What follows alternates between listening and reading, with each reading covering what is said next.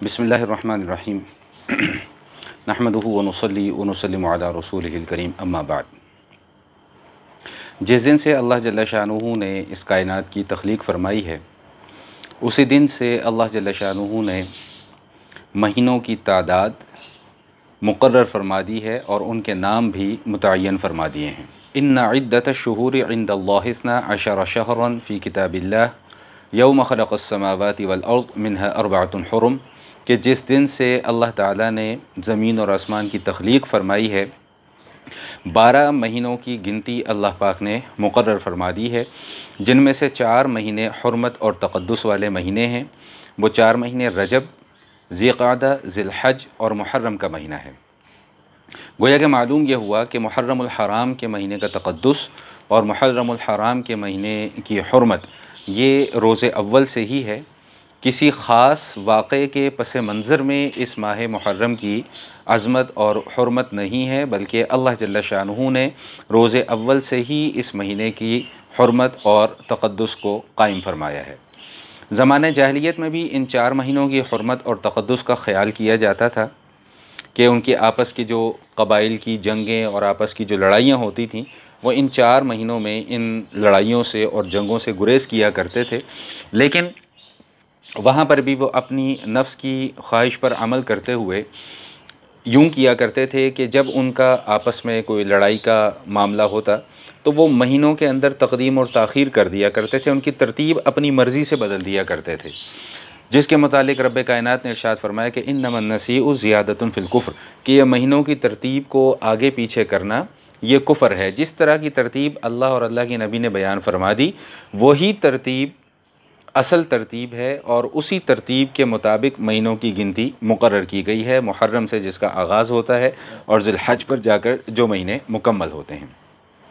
تاریخ اسلامی کے اعتبار سے بھی اس ماہ محرم کی اپنی جگہ ایک اہمیت ہے۔ 2 بڑے بڑے واقعات اور اس کے علاوہ اور بھی کئی واقعات جو کتابوں میں لکھے ہوئے ہیں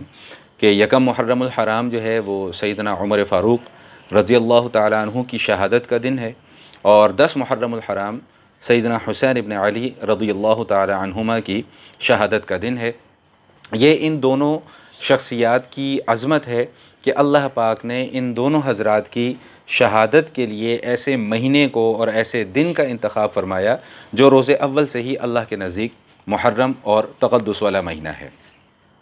نبی کریم علیہ الصلاۃ والتسلیم نے اس ماہ مبارک میں اور بالخصوص یوم عاشورہ جو 10 محرم کا دن ہے، اس میں 2 کام کرنے کی تاکید فرمائی ہے۔ ایک تو تاکید یہ فرمائی ہے کہ 10 محرم الحرام کا روزہ رکھا جائے، اور 10 محرم الحرام کے روزے کے متعلق حضور اقدس صلی اللہ علیہ وسلم کا فرمان عالی شان ہے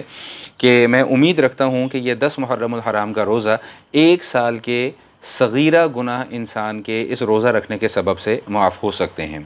اور دوسری تاکید یہ فرمائی ہے کہ 10 محرم الحرام کے دن اپنے جو گھر والے ہیں، اپنے جو اہل و عیال ہیں، ان میں رزق میں وسعت کی جائے، جس کا نتیجہ یہ ہوگا کہ پورا سال اس گھر کے اندر جو ہے وہ برکت رہے گی۔ روزے کے حوالے سے جو اہم گزارش ہے وہ یہ سماعت فرما لیجئے۔ نمبر 1 کہ یہ نفلی روزہ ہے، اگر کوئی شخص رکھنا چاہے تو روزے کا اہتمام کرے، انشاءاللہ اس کو ثواب ملے گا، اور اگر کوئی نفلی روزے کا اہتمام نہیں کرتا یا نہیں رکھتا تو خدا نخواستہ وہ کسی گناہ کا مرتکب نہیں ہوگا۔ شریعت کا ایک اصول یہ ذہن نشین ہمیشہ کر لینا چاہیے کہ جس طرح کسی غیر ضروری عمل کو ضروری سمجھنا، جس طرح کسی ضروری عمل کو غیر ضروری سمجھنا شریعت کے اندر اس بات کو مناسب نہیں سمجھا گیا، بالکل اسی طرح کسی غیر ضروری عمل کو ضروری سمجھنا یہ بھی مناسب نہیں ہے۔ تو نفلی عبادت ہے، اگر کوئی کرنا چاہے فبیہا، اور اگر کوئی نہیں بھی کرتا تو وہ گناہ گار نہیں ہوگا۔ دوسرا اہم مسئلہ عاشورہ کے روزے کے حوالے سے وہ یہ سماعت فرما لیجئے کہ نبی علیہ الصلاۃ والسلام جب مدینہ منورہ تشریف لائے تو حضور اقدس صلی اللہ علیہ وسلم کا بھی 10 محرم کا روزہ رکھنے کا معمول تھا، اور حضور کی دیکھا دیکھی صحابہ کرام نے بھی 10 محرم کا روزہ رکھنا شروع کر دیا۔ لیکن جس سال نبی علیہ الصلاۃ والسلام کا انتقال ہوا اس سے 1 سال پہلے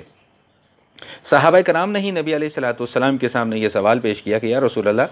ہم بھی روزہ رکھتے ہیں اور اس دن یہود بھی روزہ رکھتے ہیں، تو ہم میں اور ان میں پھر فرق کیا رہ جائے گا؟ جب تحقیق کی گئی اس معاملے کی تو پتہ چلا کہ یہود 10 محرم کا روزہ اس لیے رکھتے ہیں کہ ان کا ماننا یہ ہے کہ 10 محرم کے دن موسیٰ علیہ الصلوۃ والسلام اور بنی اسرائیل کو اللہ جل شانہ نے فرعون کے مظالم سے نجات عطا فرمائی تھی، لہٰذا وہ بطور شکرانہ 10 محرم کا روزہ رکھتے تھے۔ تو نبی علیہ الصلوۃ والسلام نے فرمایا کہ اگر آئندہ سال میں زندہ رہا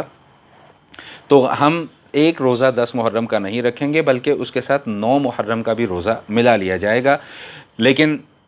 جب آئندہ سال محرم آیا تو اس سے پہلے نبی علیہ الصلوۃ والسلام اس دنیا سے تشریف لے جا چکے تھے، لیکن ایک رہنمائی صحابہ کرام کو دے گئے تھے جس سے معلوم یہ ہوتا تھا کہ یہ صرف ایک دن کا روزہ رکھنا اس کے بعد نبی علیہ الصلوۃ والسلام نے پسند نہیں فرمایا۔ چنانچہ اب یہ متفقہ ایک مسئلہ ہے کہ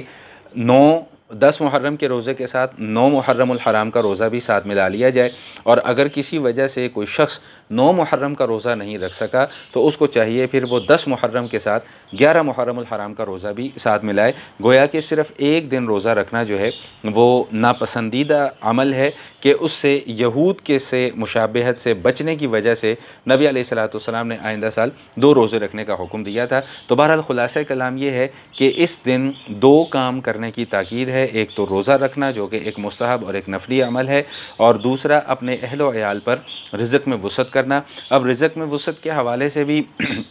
ہمارے ہاں رسم و رواج کا پھر بہت زیادہ اہتمام کیا جانے لگا، حلیم، کہیں کھچڑا تو کہیں کچھ، تو حالانکہ اس طرح کی کوئی تاکید نبی علیہ الصلوۃ والسلام نے نہیں فرمائی۔ جو روٹین میں ہم لوگ کھانا وانا کھاتے ہیں ذرا اس دن اہتمام کے ساتھ تھوڑا سا اچھا کھانا کھلا لیا جائے، لیکن کسی چیز کو خاص اس دن کے ساتھ جو ہے وہ کرنا وہ قطعی طور پہ مناسب نہیں ہے، اور وہ شریعت مطہرہ کے اندر اپنی جانب سے ایک اضافہ ہے۔ اللہ جل شانہ فہم سلیم عطا فرمائے، دین کی صحیح سمجھ عطا فرمائے، اور مکمل طور پہ دین پر عمل کرنے کی توفیق عطا فرمائے۔ والسلام علیکم ورحمۃ اللہ وبرکاتہ۔